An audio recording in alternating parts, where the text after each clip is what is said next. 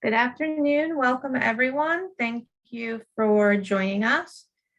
This is the Technology Learning Collaborative webinar, where we'll be learning about the results of Philadelphia's Household Internet Assessment Survey.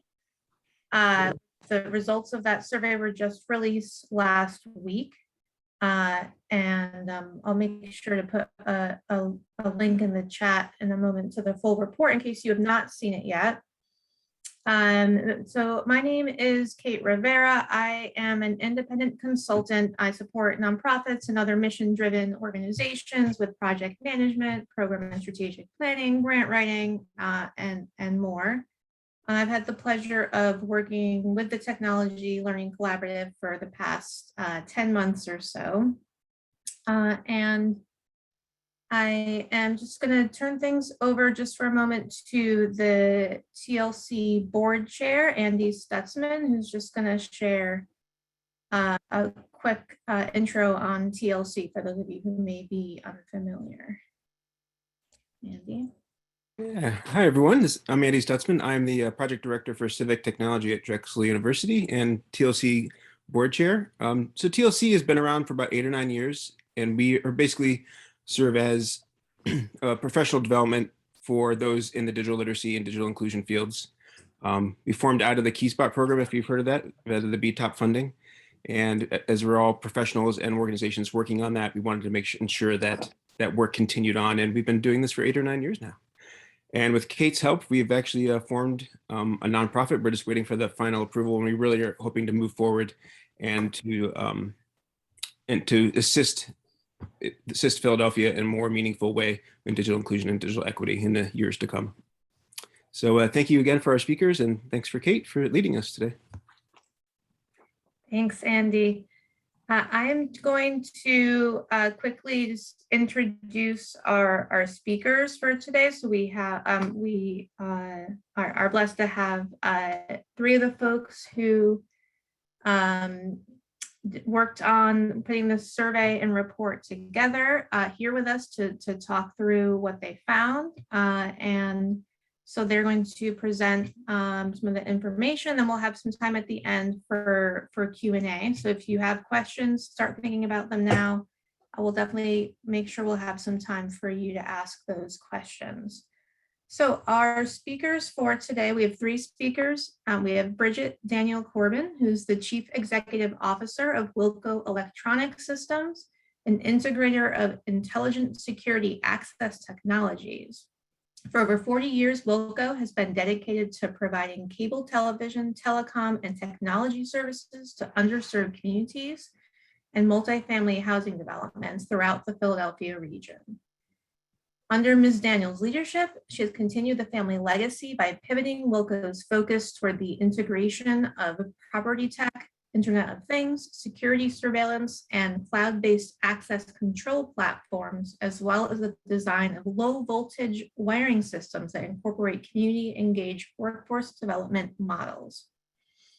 Additionally, in her role as the founder of Mogulette, an organization dedicated to bridging diversity disparities in all facets of innovation and technology, Ms. Daniel Corbin is a federally appointed FCC Advisory Committee member on diversity and technology, and has also become an award-winning national thought leader addressing inclusion and equities within innovation ecosystems across the nation.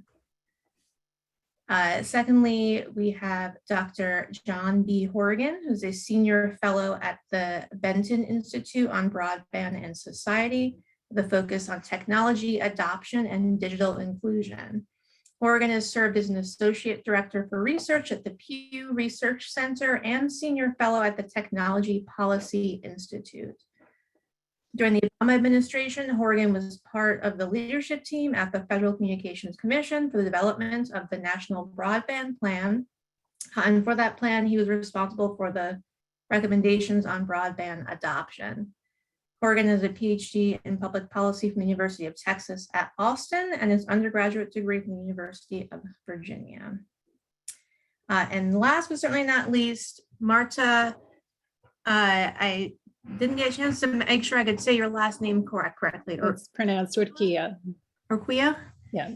Marta Urquilla is president of Centri Tech Foundation. An Echoing Green Fellow, Marta is a social entrepreneur who has worked nationally and locally to design and lead social impact programs in organizations such as the Education Design Lab, the Beek Center for Social Impact and Innovation at Georgetown University, the Truth Initiative, and One Economy Corporation. During the Obama administration, Marta served as a senior policy advisor in the White House Office of Social Innovation and Civic Participation, and as a senior advisor for innovation and AmeriCorps. She launched the first social innovation fund in the US government, a model adopted across federal agencies. She created One Economy's Digital Connectors, a national program to connect low-income youth and communities to the digital economy. Marta serves on the boards of Education Design Lab, Urban Alliance, and Green Schoolyards America, and is a founding member of Information. Please join me in welcoming our speakers. I'm very excited. I personally am very excited to hear from you. I'm very excited that the city was able to set aside the funds for this report, and that we all get to hear directly from you about your findings. So please take it away. Thank you, Kate. Marta, if you want to queue up the deck, I'll just kind of again say our honor and privilege it was just to work with, of course, you and John and SSRS, but absolutely we're excited to be here with TLC. And thank you, Kate and Andrew, for the invitation to share more about what we've been working on as a labor of love for the last 4 months. Also absolutely have to pay and acknowledge and just also say a million thank yous to Juliet Yates and Andrew Buss and Ashley Pollard from the city of Philadelphia. We've all been on calls for the last, I don't know how many weeks, but we became a family doing this report. And it's very, significant and historic to present it, particularly because we've never really had the opportunity as a city to really get this type of information. And just to that, I see a lot of familiar faces, so it's great. I haven't been to a TLC meeting in a long time, so it's good to see everybody that we're all still engaged and very interested in this issue, because really for over a decade, we've all been kind of in this. We're all kind of the usual suspects when it comes to stakeholders around digital equity. But I think it definitely started, Andrew, you said it, 2010. We were all in the broadband the Broadband Technologies Opportunities Grant, which then birthed Rings, which then birthed Key Spot, which then birthed TLC. So this is not new. And having collaborations where Philly is trying to bridge the gap with digital impact alliances. And then we went from the Smart City program, and then we're using open data. Like we've been in this as a city for, again, about 12 years, 10, 12 years, kind of really trying to figure out how do we bridge the gap between digital divide and technology. But I think it was really the pandemic, right, that brought it all to a forefront. It was the onset of this worldwide critical, issue of us having to stay home and live, work, and play from home that really magnified still the need and the persisting challenge of the divide. Even all the great reports and the great programs we've created, we still saw we had a gap. And that honestly kind of led to really why we presented and why we were asked to help with connecting Philadelphia, the report that we then, now have birthed. The city of Philadelphia back in maybe February, I think Juliet's in the crowd, but I think back in February, the city of Philadelphia and the Mayor's Fund wanted to understand after the PHL connected program of this, distributing internet, how really were the numbers? How were the number of households that were currently without internet? Were they stable? What were the bandwidth speeds? Why were people not either, lacking still, or did they not have it, and why? And there were some benchmarks that we all kind of came together and talked about for many, many, many meetings, just about what we wanted to get out of this report if they were to fund it. And one of them was just kind of seeing what is the overall connectivity in Philadelphia, so that we know more strategies about how to close what hasn't been closed already. And then also, of course, around that time, In 2020, it was, we have to get all these students connected to the internet. How are we going to do that? Then the funders came together and brought the distribution. But yet, how can we analyze what they did or what they didn't, particularly from K through 12 students? So for that point, we then kind of looked at like what was missing. And what was missing, what many cities have missed, again, was up-to-date information about the connectivity, the devices, what's out there, what isn't. Right. And then we looked at the important states and municipalities that had to collect their own data. And it was important that they did that. And again, this is not something that's done all the time or done with resources. So again, this is such a historic moment because the funders were allowing the city to really kind of push what they wanted to get, which is their own new set of data. And of course, the pandemic helped to push that. But it was key to kind of creating what we needed to look at so that we can all as a group in a city know, well, this is what we should do to kind of bridge the gap. So, from there, we definitely were able to reach out to the city when we heard there was an opportunity that they wanted this type of information. And we were honored. We were absolutely honored, and almost like DNA, we had to kind of say, hey, we would love to help. And I think, Kate did a great job in introducing our partners.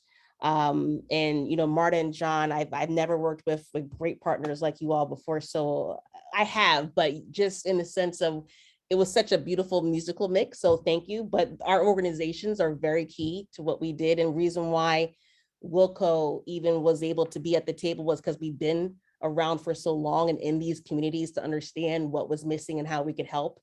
And we've been doing this for a long time, just in terms of PHA and working with internet solutions and trying to get different app programs. But when it came to this kind of assessment, Marta Urquilla's team at Centri Tech and Foundation, Centri Tech Foundation and Centri Tech, they were our first call. And I say that because they were literally our first call. And that group, led by Marta, definitely a social impact venture.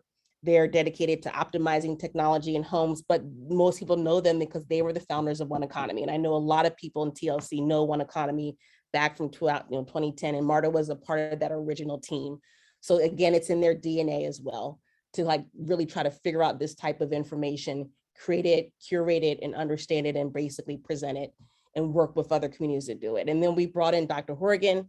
John Horrigan, many of you all know, he is the kind of name around broadband access, Pew Center, FCC, just definitely kind of one of the most pronounced and experts in the field. So he, of course, did the survey and he created it, which we'll talk about soon. And then we brought in SSRS, local company out of Philadelphia or Philadelphia region.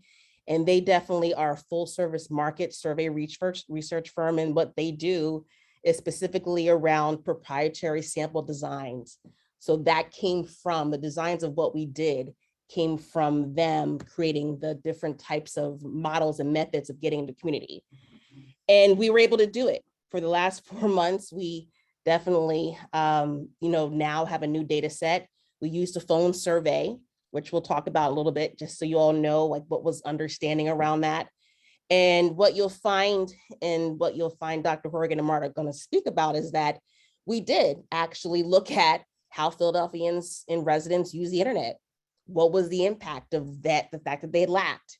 Why were some communities such as African Americans and Latinos and aging communities, seniors, still behind? Like why? And to kind of look what groups were mostly not even adopting the internet access. And then, of course, we just, again, looked at the overall general state of just connectivity and access in the Philadelphia industry. And we looked at the programs, what's out there, what's doing good, what's not doing good, or at least what could be better, I should say. So this, again, assessment is just the beginning. It is not something that is going to stop from here. We would love to do this every year. So that's something that you'll probably hear from Juliet and her team going forward, because again, every year or every 2 years, you'll probably need to do some type of deep dive. But definitely this is where we're starting from. Just real quick, before I pass it off to Dr. Horrigan and Marta, we did have a timeline. I think that slide is up, Marta, in terms of the timeline for the report. But we started off in April, and then we did a lot of prep and testing. That meant we went back and forth as a team on the questions, and those questions were thoroughly thought out. Literally, we had inclusivity, we had diversity, we had how are we going to reach people, like really deep dive into what would be the greatest questions to bring out the impact of what we wanted to have for the residents show us and to tell us and to trust us to even share that information. We started our field work in June, literally calling our robocalls and different types of people, calling different communities about what they were, about the access that they either had or did not have. And then again, now we're at the report in October 2021. So again, we're going to go through at least probably about 10 or so slides of this. The report is published. It is actually in the chat now, and then we'll have some Q&A. But I think you all will be very pleased, and I think you all will be very happy and should be proud that Philadelphia came out with this. Again, this is not something that a lot of cities are able to do, and the fact that we are able to do it to help forward our workforce, our communities, and our economic development is key. So again, thank you all for coming, and I'll pass it now to Dr. Horrigan and Marta. Thanks very much. Marta, want me to just jump in with some overview of the results? Great. Thank you very much, Brigitte, and let me echo how rewarding and fun it was to work with the Philadelphia team and everybody involved in getting this together. What I'm going to do is walk through some results from the survey in a few slides, a handful of slides. But just to set the stage overall, to me, there's sort of three big themes to take away from the results. One set of findings are exciting. Another set of findings are a little concerning.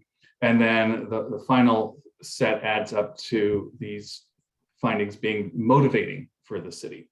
And so what I mean by exciting goes to the first bullet point in this executive summary slide, which is to say that broadband adoption in Philadelphia is higher, significantly higher today, according to the Philadelphia June-July 2021 survey, significantly higher than it was 2 years ago when the government measured broadband adoption in the city. 84% of Philadelphia homes have high-speed service compared to 70% in 2019. And when we talk about high-speed service in this report, we're talking about wireline service, either cable modem, fiber, or digital subscriber line service. Why do we focus on that? Because that is the mode of access that is most useful for doing all the things that the pandemic made us do online.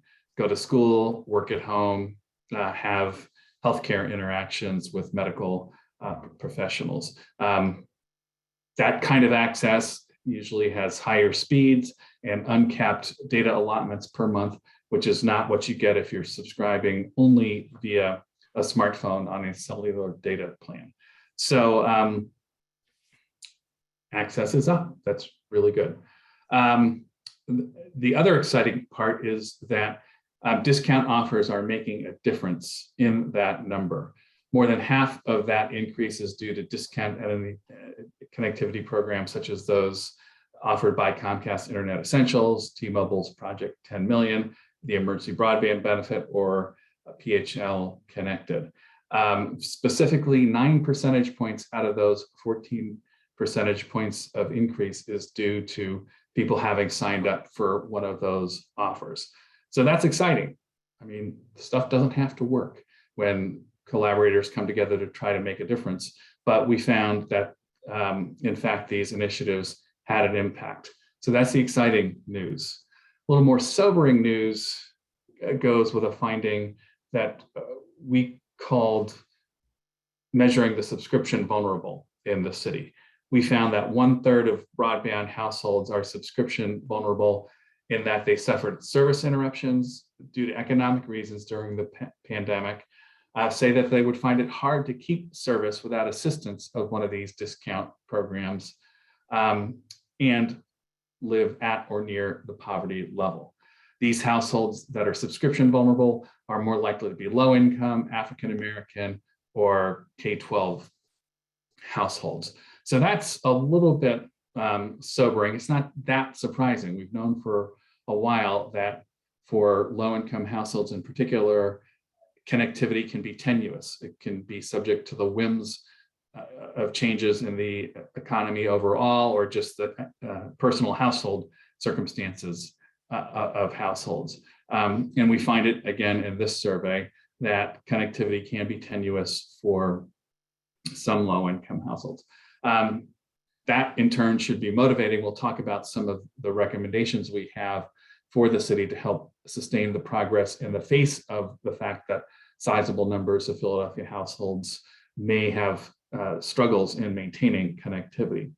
We also took a close look at affordability of service in the city of Philadelphia, and we found that over 90% of internet subscribers said that a monthly fee of over $20 per month is too expensive. Now, obviously, a lot of people who have broadband service are paying more than $20 per month for service, but what this finding shows is that a decent number of households find paying for internet on a monthly basis to be a bit of a struggle. As I said, we've seen an uptick in internet adoption overall in the city over the past couple of years, but we still see significant digital divides in specific subcategories in the city. Spanish-speaking Hispanic residents are less likely to have broadband at home than others. Low-income households and older adults are less likely to have broadband at home than other households. Another point is that there's some issues having to do with both awareness of programs and ease of signing up. We found that of those city residents who had heard of discount programs, just 14% had successfully enrolled. Let's go to the next slide and talk about some of the implications and recommendations. We found that 31% of households had heard of Internet Essentials, 13% had heard of the emergency broadband benefit. Those aren't huge numbers. So you need outreach and you need persistence in outreach to get the word out to populations that you want to target for these kinds of low-income programs, discount programs. It also means patience in meeting people where they are. It's not just a matter of, as I think this audience knows very well, because you live it on a day-to-day basis, it's just not a matter of setting up a program, inviting people in, and the problem is solved. It's not as simple as building it and they will come. It takes patience in meeting people where they are, being available for them when they need help repeatedly, often with respect to digital skills or understanding the ins and outs of discount programs. And finally, you need partnerships. Certainly the private sector has a role in reaching low-income households with discount offers, but the public sector has a strong role not only through subsidy programs, but in being the trusted entities that motivate people to sign up for these programs and invest in digital skills so that they can be internet users who can actually improve economic or educational opportunity for them. So we did make some recommendations that are listed there on increasing public awareness, targeting specific populations to meet the need of Philadelphians, and promoting a citywide approach to connectivity. Let's go to the next slide and maybe dive a little bit more into the details.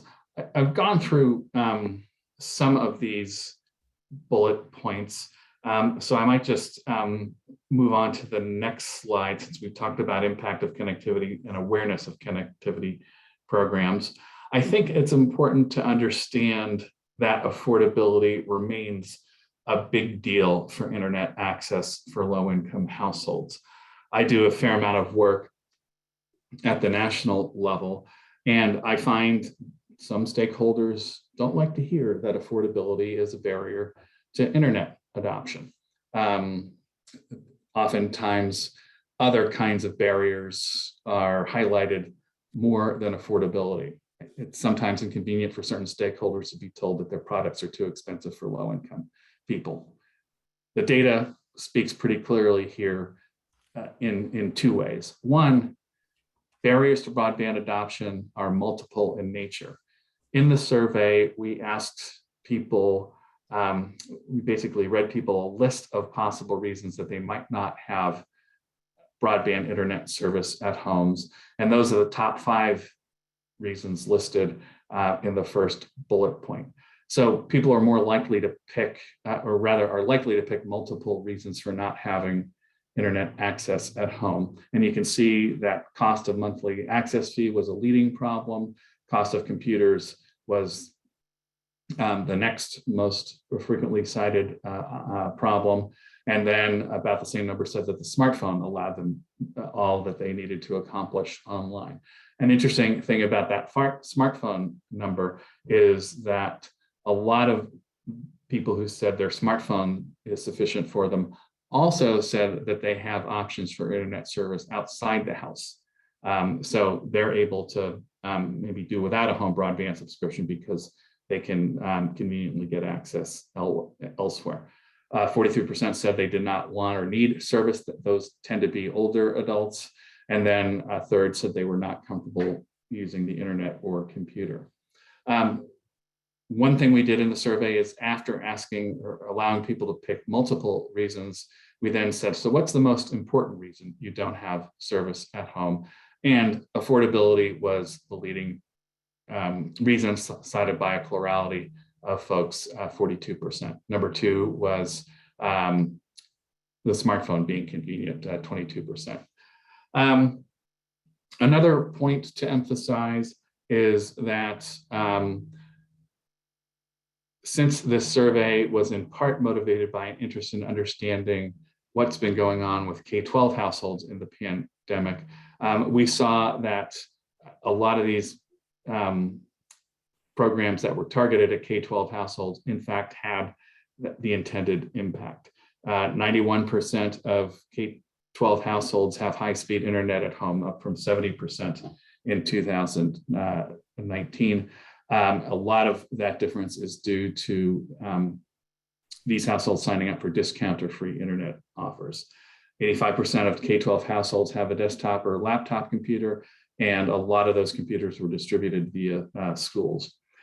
We developed an estimate of the number of Philadelphia K-12 homes without broadband service at home, and we find in 2021 that 12,000 Philadelphia homes with K-12 students today do not have broadband service in their home, but that's significantly lower than 28,000 who lack service in 2019. And finally, I mentioned that there are some groups that are sort of left behind: older adults, Spanish speakers, and low-income households. I should say that the survey did offer the option of taking the survey in multiple languages, Spanish included, but we also offered the option of Mandarin, Russian. I'm blanking on several of the other languages, but we did offer a number of languages in order to try to reach the widest set of respondents in the survey. And the strategy of offering multiple languages paid off particularly well for Spanish speakers. We were able to get a sample of 110 Spanish speakers in the survey, which is enough to start to draw some reliable statistical inferences.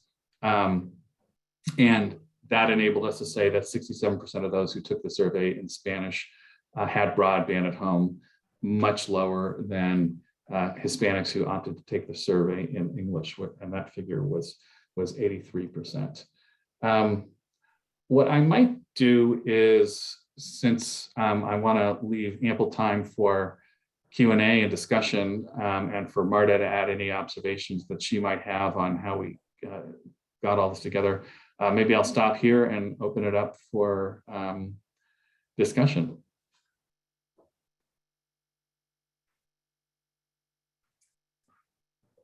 Thank you, John and Bridget. I would only add that, our our interest in coming to this is multifold. And of course, the primary interest being of service to the city of Philadelphia and what it was setting out to do. And I want to note appreciation for the city taking this, view of right now, this current moment, but also with an eye toward the future. And that was, also an ongoing point of conversation that, the idea is, how to be responsive to the present moment, but also to think ahead.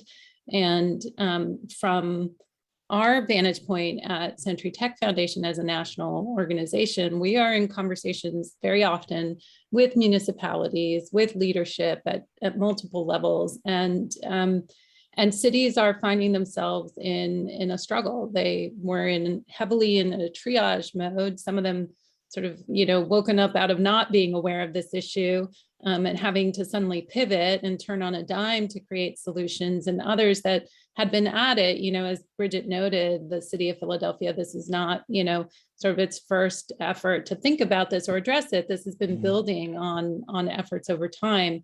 And there's no manual floating out there for cities to know exactly how to come at this problem. And it's also something that, it was noted that I served at One Economy. One Economy was formed in 2000. So, launched in 2001, I believe, in 20 years, right, have come and gone. And some of these same issues remain. And I'm sure there are those of you on the call right now who know that story as well, very intimately. But I think the difference that I'm seeing is this understanding, just because of where the world has gone and where we have gone as a society and in terms of an economy, this is like a no-brainer to us. Like it's not a question of if, right? And that we're seeing this need to really bring together how a city solves for itself from an economic standpoint and for its residents and their economic futures, going hand in hand with what needs to happen around digital access. And we're making up for lost time. We're making up for lost investments. We had, sort of a retraction of public spending for training. And I know my colleague here, Dr. Horrigan, has written and documented that. And groups like those of you that are on the call stepped into that void, right? We all did in that time, like creating programs, creating solutions, and we really built this safety net for digital access through community organizations, through libraries, through churches, through nonprofits. And what the pandemic showed us was the fragility of that safety net, right? And it brings us back to this question of the home and the home access. And what I value about this is it is an instructive model for other cities. It creates an example of how you can measure the problem with real data, how you can do that through research and not through anecdotal information gathering. And it can become a baseline for how you plan. And I think the larger context as well is where cities find themselves in light of proposed funding due to come primarily through the federal bills, right? And so like the infrastructure bill, that doesn't really call out cities. A lot of these federal funding initiatives are not primarily focused at or targeting cities. And so how do cities play in this space? And what do federal policymakers and state level policymakers need to be thinking about and be aware of with respect to cities and their needs? And how do cities position themselves to advocate for being a part of any solutions that come forward? We know that policymakers like data. And so I think that this is really just valuable. And we know that those of us who've been in the trenches, sometimes we roll our eyes. How many times are we going to measure the problem that we know exists? But the truth is that this data is fresh data. It's real data from this immediate period that we are still working our way through. And it's coming alongside a void in the census data. So it's critical. So just to say, like, there is a lot to be learned and gained from Philadelphia's experience. And for Philadelphia, this is like, this is not it's not a one and done. Like, this is built a platform for Philadelphia to continue its efforts and in collaboration with the community.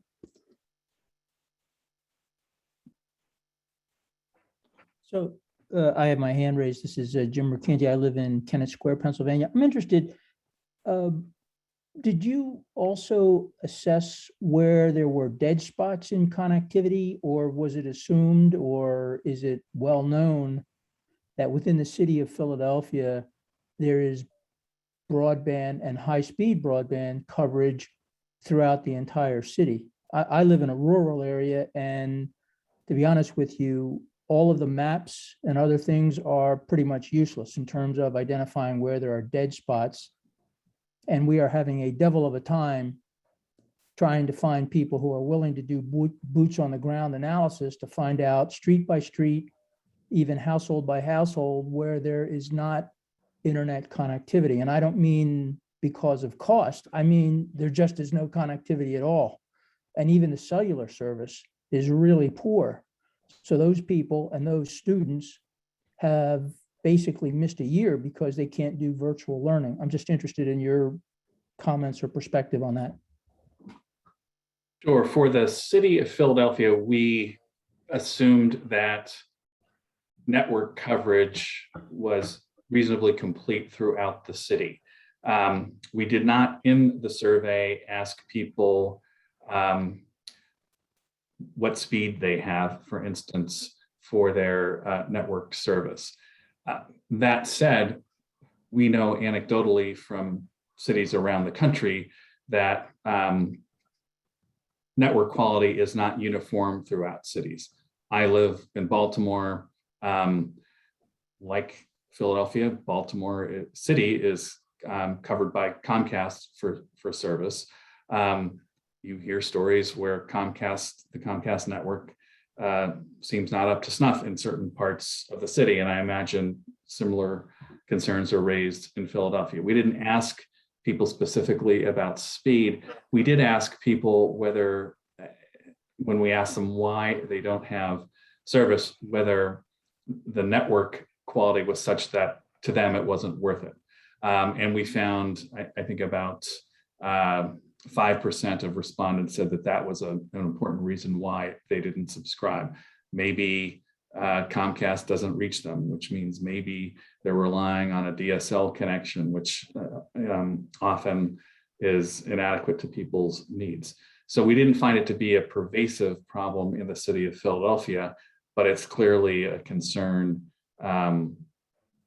in suburban and rural parts of the country, unquestionably. Thank you.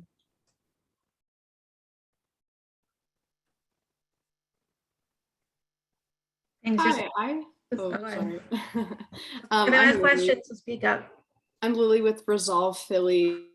I was curious to learn a little more about the survey methodology, how people were reached via phone and what that response rate was like. Sure, it was a random digit dial telephone survey conducted by SSRS Inc., which is a nationally known survey firm. So SSRS was able to draw a sample of telephone numbers, cell phone included, that were designated as those in the city of Philadelphia. They also asked in the course of conducting the interviews, people's zip codes and addresses so they could further ensure that respondents were in fact city of Philadelphia residents. Telephone surveys these days are marked by low response rates, and this was no different. We had a response rate of about 5%. The survey was weighted in order to make sure that the sample used for analysis was representative of the city's population parameters. The sample size was 2,500, which I think is an important thing to underscore because that's a large sample size. And it permitted us to do analysis of subpopulations such as K-12 households, African Americans, Latinos, older adults, et cetera. So that feature I think is worth underscoring about the nature of the sample as well. So I hope that addresses what you were trying to get at. John, just to add something to that, and this came up even when our press briefing, we always get asked sometimes why a phone survey, because sometimes the results are, not as what you would expect, but we were definitely trying to reach people who did not have internet. So if you can't reach them by online, you got to try to reach them by phone. So that was one reason. And also the city did want to get a really good analysis or assessment of information in a very short period of time because school was starting again, right? We started this in April. They wanted to meet a deadline of really understanding more about the numbers by the start of school. So it just was, provided faster results for analysis compared to like a mail survey or again, trying to reach people online. So that was another reasoning for why we had the phone survey conducted.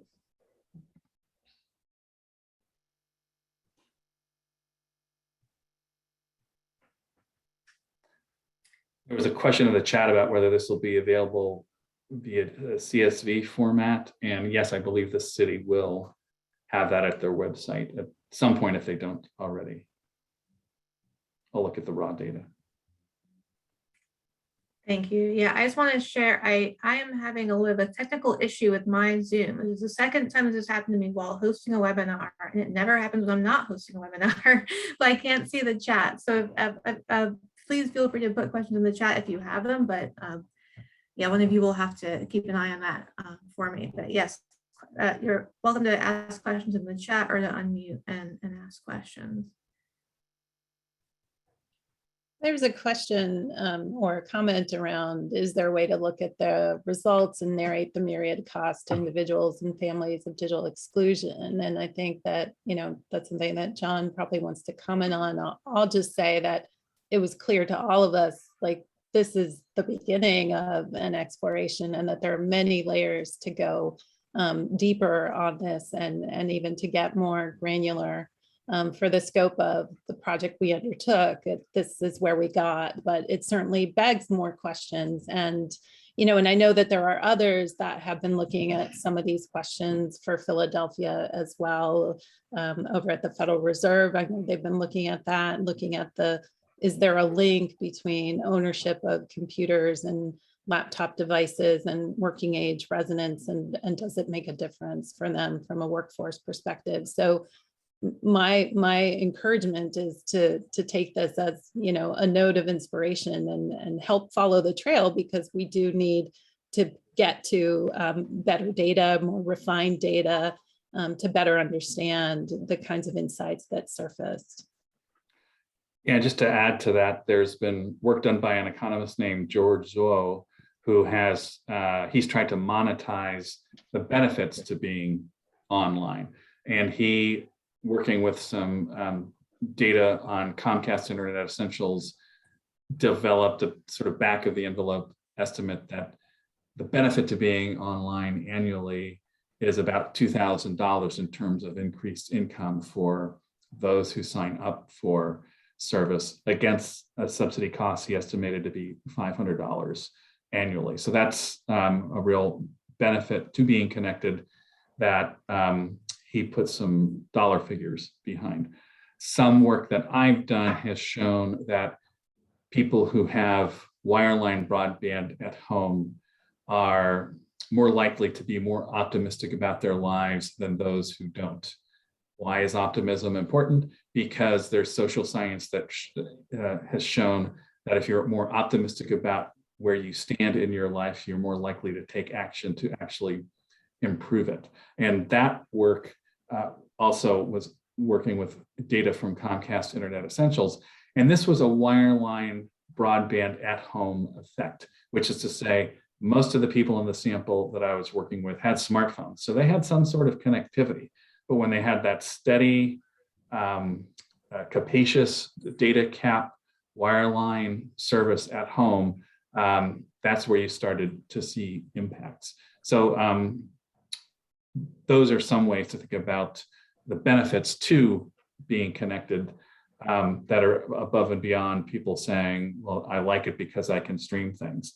I'm not discounting those things as beneficial, but policymakers are often looking for other kinds of metrics than simply, streaming videos or something like that. Good afternoon. I have a question regarding the strategies that were offered, and I apologize if you guys covered this already. I've been in and out. I'm at work. I'm curious though. There was some points made about affordability both in terms of the access itself, but also around owning and getting computers. But I didn't see any reference to that at all in the recommendations for the strategy. I'm just curious as to, is that something that is coming later, or why is that missing from that section? I'll quickly comment on that. I think it's something I just neglected to touch on as opposed to it not being in the report. We do in the report say that maintaining the low discount internet offers or free discount offers are important to people.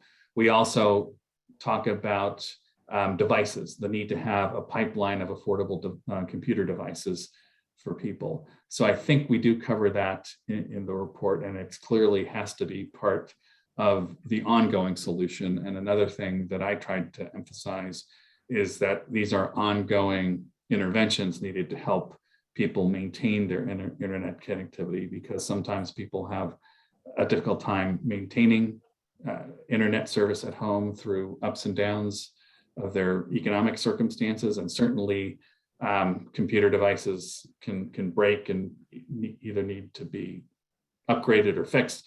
And so to have someplace in the community where people can both get help, or if they can't get help fixing the computer, get another computer for a very low cost are critically important to the strategy going forward.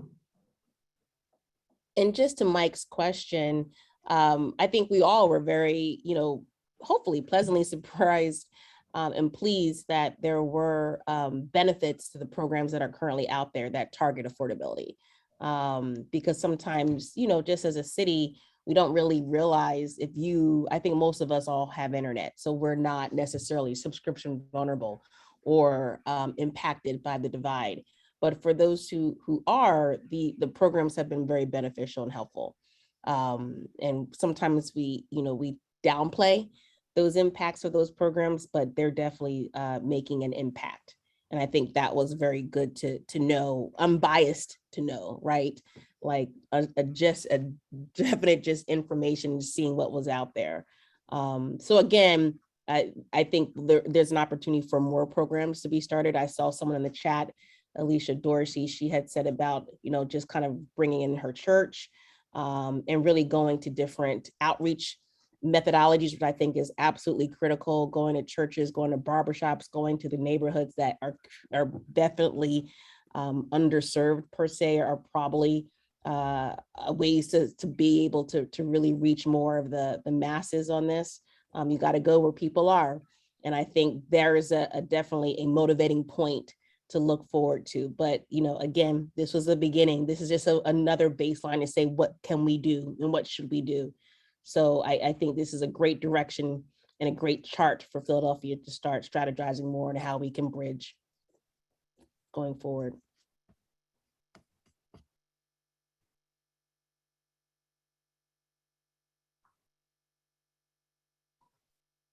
I was curious if you could share, I noticed in the report you do address, there's a section where respondents were asked why they had not signed up for discount programs, and there was a really sizable sort of other category that it sounds like it was hard to really put your finger on what the reasonings were there. But I was just curious if you could share any additional thoughts on that, either from this survey or maybe even just other research that you've done about what that other might be. Yeah, that's a great question, and it's a tricky one, and it goes to some of the artistic part of the science of survey research as opposed to the science of it. We did in the survey ask people who said other, well, what do you mean by other? And the interviewers just recorded what they said, just what the spoken word was. And digging through those, kind of found out that people who said other really didn't seem to know very much about the programs. Now, they had an option earlier to say, well, I don't know, but they chose not to say, I don't know. And so then when pressed, they didn't really want to say, I don't know. So they just babbled something other, which kind of felt like, I don't know. A fun survey fact that is a truism in the survey world is that when you ask people a question and give them a response choice of I don't know, men are much less likely to choose I don't know than women, which is, I think, kind of bizarre. I guess not bizarre to many listeners, I suppose. But since people don't like to admit they don't know, they sort of collapse into a hash of reasons. But a lot of those reasons seemed to be they didn't know enough about the program. And so that's why we felt very comfortable hitting the outreach recommendation as part of what we said in the report. That is, it's important when doing these low-income offers to do outreach to get the word out so that people are aware of them and know how to go about getting them. I think there was a comment or question in the chat earlier about, well, what kind of outreach? Ads, public service announcements? They definitely have a place, but another factor is that trusted community anchor institutions really can make a difference in this sphere. So that would include nonprofits, that would include public libraries, for instance. I think in the survey report or elsewhere I've said, I think there should be government funding for outreach. And I think it's a shame that when Congress put together the emergency broadband benefit, they didn't also provide funds to finance outreach campaigns from nonprofits, but they didn't. But I think that's important. You can't just expect nonprofits and libraries to step up to the outreach plate for free necessarily. So I think it'd be worthwhile having some funding for that outreach.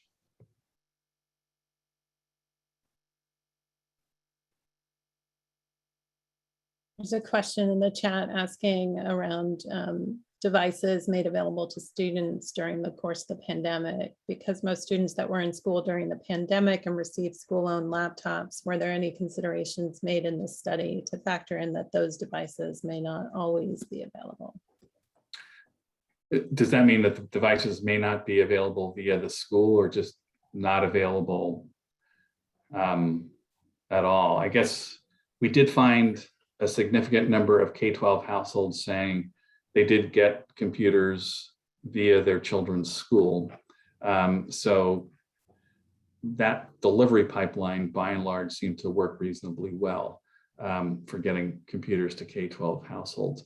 One thing we weren't able to do, which maybe is where the question was going, was to understand whether households had enough computing power for their various students, whether people had to take turns using the computer and so forth, and whether that might have been a problem just in terms of household dynamics, but also the ability of students to do their homework. So we didn't ask that, would have been great to, but we weren't able to include that element. Oh, laptops need to be returned over the summer. We didn't ask about that dynamic, unfortunately, whether they were required to, whether they did, and whether if they did, it was a problem of some sort. Something else we didn't get a chance to tackle, which I hope we can probably do later on in the future or as a motivating point for the city, is that trying to look at empowerment zones and what their impact is actually on communities when there are resources going to a specific neighborhood, particularly around broadband, and how that can be, again, a benefit to bridging the divide. That came up just over the year or over the last couple months when we've been in some different stakeholder meetings with funders and or other anchor institutions. But because Philadelphia is home to several empowerment zones or promise zones, that's something that I would love to be able to deep dive into, either in Philadelphia or other cities, because I think that's something that, yeah, it'd be interesting to see what happens within those demographics for sure. Another question, John, was the question of whether disability was a factor. Oh, you're already answering it in the chat, asked to respondents. Yeah, unfortunately, we couldn't ask about that. The best way to do that requires 6 questions, and we just didn't have the space to do that. 6 questions to characterize a range of different types of disabilities. Really wish we could have, but we didn't have the space. I think I'll note for folks, and maybe this was said earlier, our survey, right, was an interview and with trained interviewees, and everything designed to maximize participation. And it was timed for 10 minutes. And getting to that 10-minute survey was in itself a tremendous feat. It was. You know, if we had had our druthers, that would have been like a 30-minute 30-minute interview. and SSRS would never have worked with us on that, Yeah. Perhaps. But but you know, it was very difficult to narrow into the best set of questions that would give us the most information. And John was very, very expert at sort of, you know, shaping the questions to, you know, get more. And, you know, but a lot was left on the cutting room floor, if you will, which I think speaks to the need for more research and more engagement, in particular with those communities that have been shown through the data to still be experiencing acute digital divides. And to really delve into understanding there. And you know, I would say to the previous point of discussion, right, like all of this goes to John's point about the second of the 3 key takeaways from the survey, right? There's like an uh-oh kind of observation, a very, you know, tenuous reality that exists for folks, you know, whether it's the subscription vulnerable definition that John introduces in the analysis, or just even kind of that these solutions are temporary. They will sunset. The laptops have to go home. The free internet connectivity will end. Like, we're still waiting on what happens with the EBB and, you know, does it convert to an ongoing benefit program? And they're not all, you know, they're imperfect solutions, but it's all the more why we need to continue to solve for things and maximize what's available today, right? So like where schools did really well moving devices into homes, how do we capitalize on that? Like that works. Can we dovetail the service to go alongside that? You know, and how do you make those programs more available and accessible to other populations? The engagement strategy is not to be underestimated here at all. And something I often talk about is also like for us to be careful, like and mindful in the you know, the need to solve for the K-12 day-to-day delivery of online instruction. Right now, most kids are back in school in person, but that expectation to be able to transact via the internet and with devices in the home doesn't go away. It's there if you get quarantined, it's there if you're sick, it's there for snow days. That's not leaving us anytime soon. So let's not, you know, pretend that that's not an ongoing need. And then 2 is let's also be mindful about guarding against creating divides within K-12 homes, right? With the overemphasis on students and access doesn't solve for others in the home and adults in the home. And how to get to that is also something that folks can be thinking about as well. Yeah, Marta, you hit on the exact question I've been asking along the way with PHL Connect Ed is, it's great to get the students internet, but how does that affect the entire family that's in the household now that there's internet access? And, you know, what kind of studies can we do on that in the future? And also, we have a lot of work ahead of us as far as training and getting devices out to those families so they can take advantage of that service too. Yeah, it's very real. I'll say that on our side at Centri Tech Foundation, we're in conversations with a number of on-the-ground groups in a few cities looking at 2-gen models that could be developed and implemented as pilots, capitalizing on where exactly these kinds of partnerships have happened. There's some pretty significant ones that are national level with youth-serving organizations and some private sector entities that are making available technology to students in the home. And that, they're saying, what about the parents? What about the adult, caregivers in the home, and what can be done for them?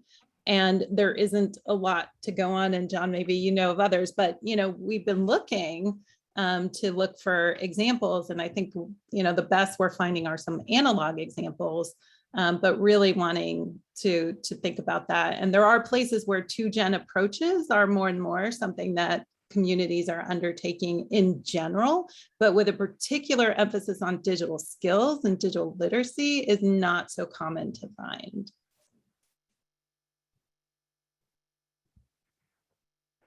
Absolutely. Well, we are unfortunately at time.